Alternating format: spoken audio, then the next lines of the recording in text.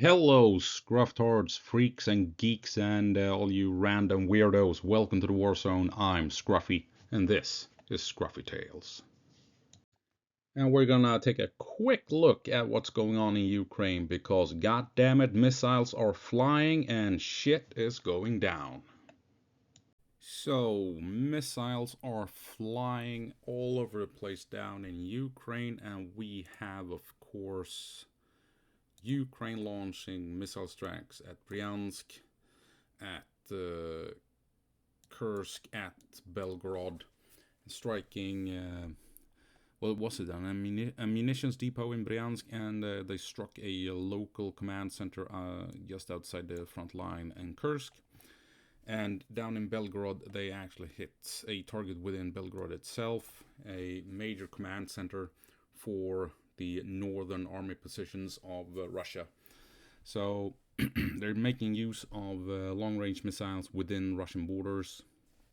More than likely, storm shadows aimed at Bryansk and Belgorod, and my guess would be ATACMS at Kursk.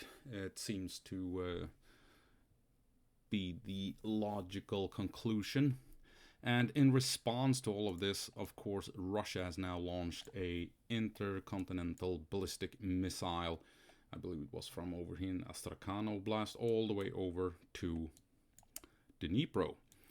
A clear warning shot, obviously, showing everyone that these missiles do indeed work. They can launch them, and if they want to, they can fill them up with nuclear warheads.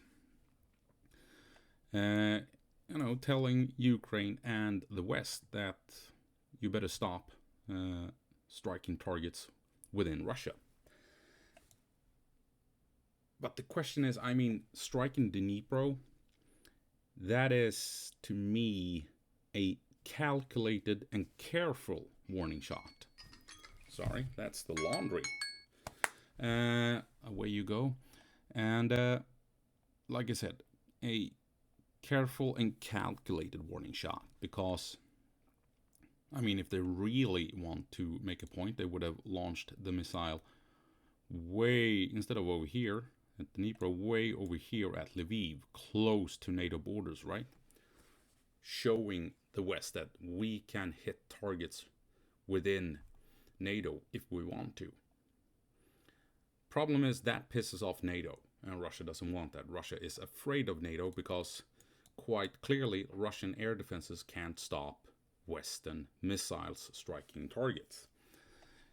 So they don't want to piss off NATO needlessly. Also, if a missile flies all the way over to Lviv, it increases the chances of Ukraine intercepting that missile.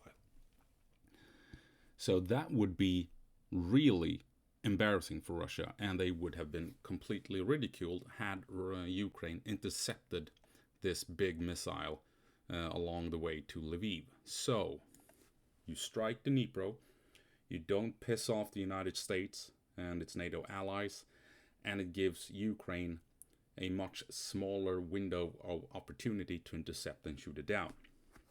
You basically only tell the world these missiles exist and we can launch them, but not much else.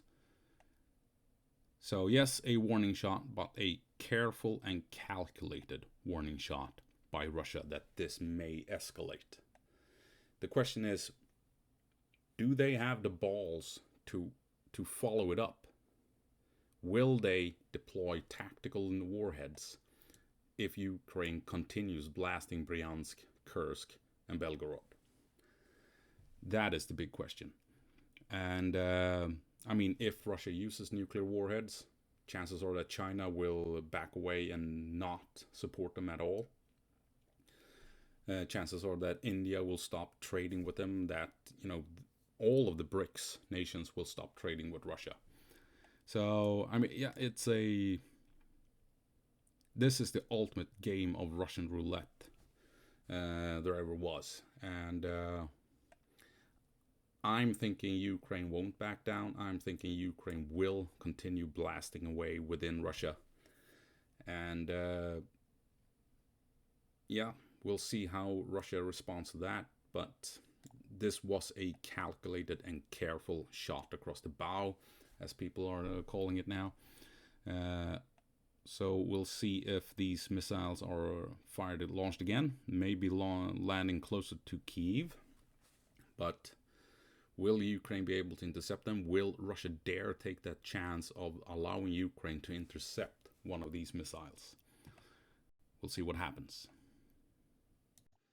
So what do you guys think? Leave a comment down below. The next logical step for Russia is to deploy a tactical warhead should Ukraine continue blasting targets within Russia itself.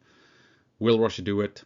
Should Ukraine step down? I mean, the Vatniks obviously believes Ukraine should step down, but everyone else who may have a rational thought, except for the Vatniks who are, Looney Tunes. What do you think? Leave a comment down below. Anyway, that's it. As always, go på marsch, Ukraine, and give them hell.